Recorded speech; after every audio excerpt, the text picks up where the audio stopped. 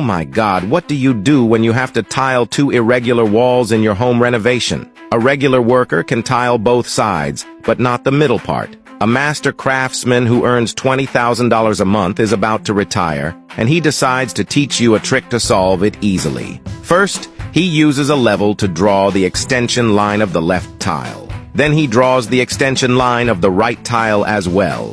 This forms a cross point. Next, he does the same thing on the bottom of the tile. This way, both the top and bottom have their extension line cross points. Then he finds a tile of the same size and specification. After aligning it with the left tile, he marks the corresponding position on the tile at the cross point.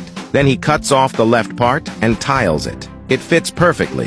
Then he finds another tile and does the same thing on the right side. Just like that, what ordinary people can't figure out, the master craftsman can do it in seconds. He is amazing. This simple and practical skill, what do you think? Out of 100 points, how many would you give?